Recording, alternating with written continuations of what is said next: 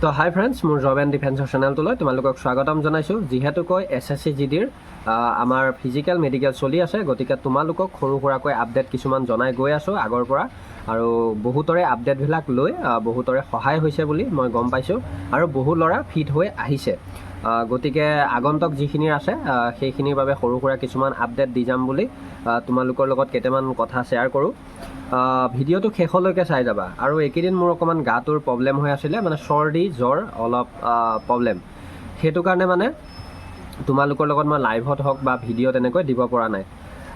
আজি কথা পাতোঁ ডিমাপুৰত মই এটা সৰুকৈ আপডেট পালোঁ মোৰ ছাবস্ক্ৰাইবাৰ এজনৰ পৰা।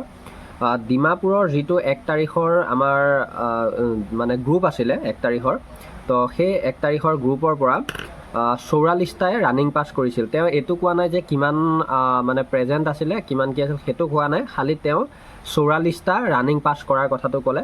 তাৰপিছত 23টাই ৰিমেডিকেল পাইছে আৰু 21টা ফিট হৈছে বুলি তেওঁ কৈছে। ডিমাপুৰৰ এইটো এটা সৰু আপডেট, মানে 23টা ৰিমেডিকেল লগতে 21টা ফিট। আৰু তেওঁ কোৱাৰ মতে তাত তেওঁ কোৱা মতে বা তেওঁৰ দিনা থকাৰ মতে তেওঁ কৈছে যে নকনিত বেছিকৈ ৰিমেডিকেল দিছে।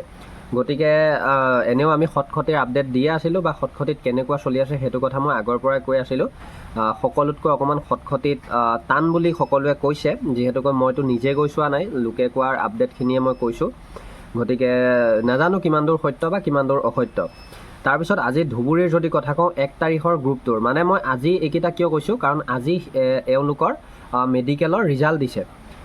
ধুবুৰীৰ যদি মই 1 তাৰিখৰ কথা ক'বলৈ যাওঁ, তেতিয়াহ'লে 58 জনৰ 48 জন ফিট হৈছে মেডিকেল গ্ৰাউণ্ড ফিট। 58 জনৰ 48 জন ফিট হৈছে গ্ৰাউণ্ড ফিট, আৰু 10 জনক ৰিমেডিকেল দিছে। আৰু ৰিমেডিকেলৰ ভিতৰত কিছুমান পইণ্টত আনফিটো কৰাব পাৰে তেওঁ কোৱাৰ মতে। আৰু তেওঁ দুটামান কথা ক'লে যে ভেৰিকোজ ভেইনৰ বাবে কিন্তু এজন ল'ৰাক জঁপিয়াই মানে ভেৰিকোজ ভেইনটো চেক কৰাইছিল, মানে জঁপিয়াবলৈ দিছিলে, তাৰপিছত ভেৰিকোজ ভেইনটো চেক কৰাইছিলে। আৰু তেওঁ কোৱা মতে যিসকলৰ ফ্লেট ফুটৰ সমস্যা আছে, মানে এনেইতো নৰ্মেল ফ্লেট ফুটটো পানী দি চেক কৰা নাই, কিন্তু যিসকলৰ অলপ মানে প্ৰব্লেম থকা পাইছে তেওঁলোকক কি কৰিছে, ফ্লেট ফুটটো পানীত মানে এনেকৈ ধৰি লোৱা কাঁহী এখনত পানী দি পেলাই খোজকাঢ়িব দিছে ভিজাই পেলাই, আৰু তেতিয়া তেওঁলোকে গম পায়। আৰু ডকুমেণ্টছৰ যদি ক্ষেত্ৰত কওঁ, তেতিয়াহ'লে এইবাৰ এটা কথা হৈ আছে, ডকুমেণ্টছ আমাৰ ইমান ডকুমেণ্টছত কাৰা কৰা নাই। বিশেষকৈ তেওঁ কোৱা মতে ক্ৰুচিয়েল ডেটৰ কোনো প্ৰব্লেম নাই, যেতিয়াই লৈ যাওক, মুঠতে EWSৰ কথা হওক বা যেতিয়াই নহওক লৈ গ'লে হ'ল, খালি পাৰফেক্ট ডকুমেণ্টছ হ'ব লাগিব। আৰু তেওঁ কোৱা মতে মানে তেওঁৰ হায়েষ্ট কোৱালিফিকেশ্যন 12 পাছ আছিলে, গতিকে তেওঁ লৈ গৈছিলে, কিন্তু 12 পাছৰখিনি চেক কৰা নাই বুলি তেওঁ ক'লে। অনলি মেট্ৰিকৰ চাৰ্টিফিকেট, এডমিট আৰু মাৰ্কশ্বিট, লগতে ধৰি লোৱা আধাৰ কাৰ্ড, মানে যিকোনো এটা ID প্ৰুফ, সেইখিনিয়ে ভালকৈ চেক কৰিলে, আৰু লগতে এনেক্সাৰখন চেক কৰিলে, আৰু চেণ্ট্ৰেল কাষ্টখন চেক কৰিলে। গতিকে ডকুমেণ্টছৰ ক্ষেত্ৰত সেইখিনিয়ে, তোমালোকে ইমান চিন্তা কৰিবলগীয়া কথা নাই। ডকুমেণ্টছ যিখিনি প্ৰপাৰলি বনাই লৈছা, ডমিচিয়েল হওক PRC হওক, লৈ যাবা তোমালোকে। আৰু এটা কথা, যিখিনি এতিয়া আগন্তুক ফিজিকেল মেডিকেল আহি আছে, তেওঁলোকে কেইটামান কথাত গুৰুত্ব ৰাখিবা, মই কৈ দিওঁ। প্ৰথম কথা হ'ল, তোমালোকে এতিয়া বৰ্তমান অসমৰ প্ৰায় ডিষ্ট্ৰিক্টতে আমাৰ বৰষুণ। যিসকলে পুলিচৰ বাবে ৰানিং কৰি আছা তেওঁলোকৰ বাবেও বৰষুণ, আমাৰ SSCৰ বাবে ৰানিং কৰি থকা সকলৰ বাবেও বৰষুণ। কিন্তু এটা কথা হয়, এতিয়া বহুত ল'ৰা ছোৱালীয়ে এটা ভুল কাম কৰে, মই পুলিচৰখিনিৰ কথা ক'বলৈ নাযাওঁ, কিন্তু যিখিনি ল'ৰা মানে বা ছোৱালীৰ ফিজিকেল আহি আছে আমাৰ SSC GDৰ বাবে, তো তেওঁলোকক কৈছোঁ এইকেইদিন পাৰিলে তোমালোকে অলপ ৰৈ দিয়া।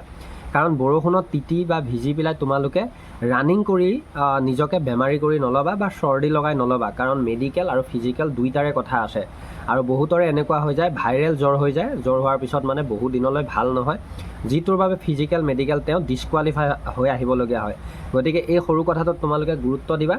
আৰু এটা কথা, প্ৰথম কেইদিন যেনেকৈ মেডিকেল হাৰ্ড হৈছিলে, এতিয়া প্ৰায় ঠিকে ঠাকে চলি আছে মেডিকেল। গতিকে তোমালোকে চিন্তা কৰিবলগীয়া ইমান কথা ইয়াত নাই। যোৱা ধুনীয়াকৈ মেডিকেলটো দিয়া, ফিজিকেল দিয়া, আৰু ৰানিংবিলাকো তোমালোকৰ ধুনীয়াকৈ কৰাই আছে। খালি অলপ ধুবুৰী কেম্পত মানে এইকেইদিন বৰষুণৰ বাবে অলপ ৰানিংটো কৰাত কষ্ট হৈছে বুলি কৈছে যিসকলে দিছে। মানে কি আৰু, তোমালোকে জানাই, যেতিয়া ৰানিং কৰা যায় যেতিয়া নাকত বা মুখত পানী সোমাই উশাহ লোৱাত অলপ সমস্যা হয়। গতিকে সেইটোৰ বাবে তোমালোকে নিজেও সাৱধান হ'বা। আৰু তোমালোকক আগতে কৈছোঁ, বিশেষকৈ ৰানিং কৰাৰ আগত নিজৰ বডিটো ফিট ৰাখিবলৈ চেষ্টা কৰিবা আৰু জোতাযোৰৰ ওপৰত গুৰুত্ব দিবা। মই জোতাৰ বাবে আগতীয়া ভিডিঅ' দিছোঁ। চেগা জোতা পাতলযোৰ পাৰিলে ইউজ কৰিবা বা বেলেগ পাতল জোতা ইউজ কৰিবা, ইমান ৱেট থকা জোতা ইউজ নকৰিবা। তেতিয়া তোমালোকে নিজে ধুনীয়াকৈ 5 কিলোমিটাৰ ৰানিংটো কোৱালিফাই কৰিব পাৰিবা। গতিকে আজি এইখিনিয়ে সৰু আপডেট আছিলে। 9 মাইল তেজপুৰতো ধুনীয়াকৈ ফিজিকেল মেডিকেল চলি আছে। গতিকে তোমালোকে তাতে যিসকলৰ আছে ভয় খাবলগীয়া একদম কথা নাই। যোৱাকালি যোৱা পৰহি তেজপুৰত মানে ৰোডত দিছিলে, কিন্তু আজি গ্ৰাউণ্ডত দিয়া বুলি শুনিব পাইছোঁ। এতিয়া কিমান দূৰ সত্য কিমান দূৰ অসত্য এই কথাটো মই পাৰফেক্টলি গম পোৱা নাই, যিহেতুকৈ বৰষুণ। গতিকে সৰু সৰু আপডেটবিলাকৰ বাবে তোমালোকে জড়িত থাকিবা আৰু অসম পুলিচৰো কিছুমান আপডেট তোমালোকে নিশ্চয় পাবা। গতিকে পাৰিলে জব এণ্ড ডিফেন্স ছাবস্ক্ৰাইব কৰি বেল আইকনটো অল প্ৰেছ কৰি জড়িত হৈ লোৱা আৰু ডিছক্ৰিপশ্যনত ইনষ্টাগ্ৰামৰ লিংক থাকিব, পাৰিলে ফ'ল' কৰি ল'বা। ধন্যবাদ। জয় আই অসম।